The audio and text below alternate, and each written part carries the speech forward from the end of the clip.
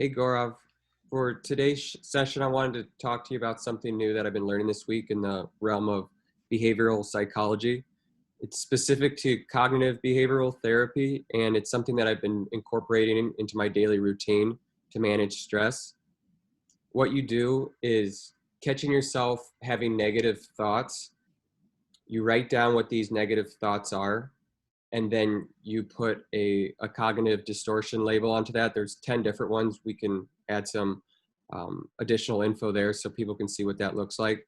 But one that I typically do is labeling, such as I'm not smart enough, or I'll never get this, I'm just not capable.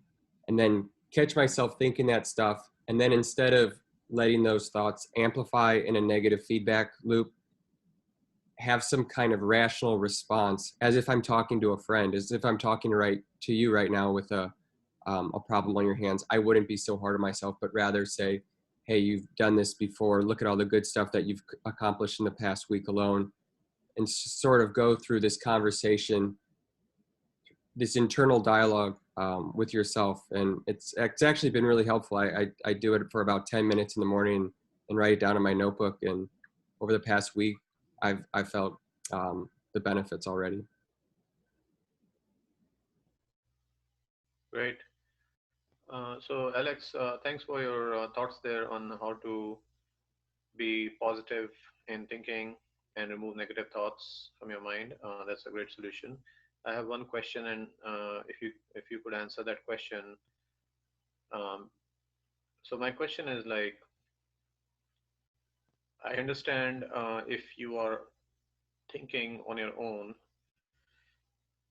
and you're trying to self introspect and prepare for a future negative thought and how you will counteract that.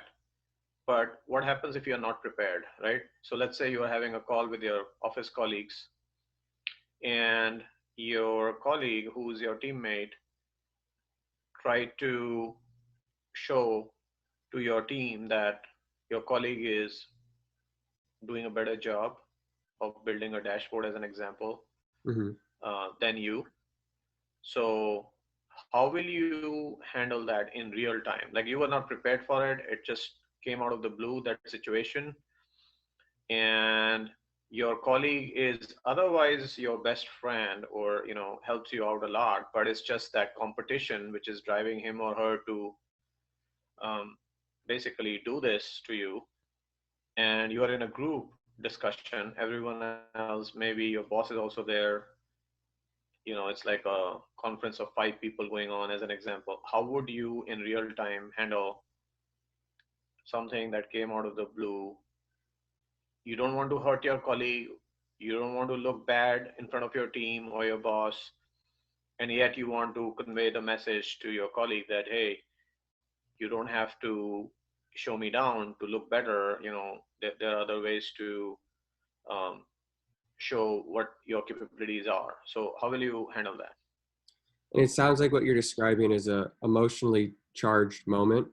So I think the very first thing you'd want to do is Yeah. get in control of your own emotions, because at the end of the day, you can't control what your colleague does. The only person that you can control is yourself. So taking that into account, and then just giving your colleague the benefit of the doubt that maybe he doesn't know what he's doing. And even though to you it feels like he might be going behind your back or backstabbing you, but you can't go inside of his head. You don't know what he's actually feeling. So give him the benefit of the doubt Mm. that he's your friend and that what he did wasn't intentionally harmful. And then once that emotion is calmed down, talk to him. Just tell him how you felt, what you experienced in that room. And I'm sure when you both are talking rationally, you can come to conclusions together and have a thoughtful and productive conversation. Thanks. That's a good answer. I will use that technique in future if I am in a similar situation. Um, the other thing I want to add is one of my experiences that has helped me out. So what I do is, um, when I am stressed out due to a negative thought, I share my experience with the one of my most trusted colleagues and just take it out. Take it out, share with my what would that colleague do if he or she was in the same situation. Um, I find that also a beneficial technique because that colleague knows a lot about me, has worked with me for quite some time. So I get an impartial opinion from a third party who also knows me, who also knows my other colleague with whom I am having a debate. Um, so that helps me out. But I like your suggestion too because I may not have that colleague all the time with me to listen me out. That colleague may be in a meeting or maybe on vacation or maybe changes job in the future. Yeah. It's very difficult to depend on another person to have these kind of conversations. So it's always good to have a backup plan by doing some self introspection. Thank you. I think to that point too is when you talk to that colleague, don't come at them antagonistically. Give Yeah. give them the option, or even just start with a positive from that meeting. Hey, I love that presentation that you gave. That dashboard was beautiful. Yeah. Lead with that instead of coming at them defensively. And then you can add that Yeah. little criticism towards the end or positive feedback. Mm. But yeah, Yeah. you're right. It's nice By to. the way, another term that I have known.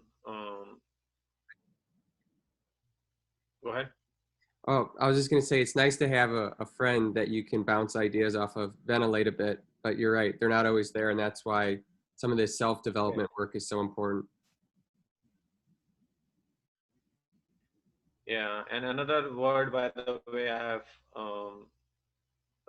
found to be used commonly for this kind of solution to stress thinking. So always assume that there is a positive intent behind whatever your colleague is doing. Maybe he or she wants to look better so that there is a healthy competition between you and him, so that next time you do the same thing to him because now you are doing like this healthy competition to make your dashboards look better, which is resulting in improvement. Otherwise it's like, okay, there's no incentive to improve, right? You think you know everything, and you tend to go complacent, right? On the other hand, if you have a colleague who's trying to compete with you in a healthy way, you're always trying to do better. Yeah, So to summarize, it's called a positive intent, which I learned from my team. great. Well, I hope that was helpful. And we can have Yes, it more was. Thank you. conversations like this going forward because that's something that's very common. Working with someone that you like, but sometimes they rub you the wrong way because you don't want to ruin a relationship based on one incident.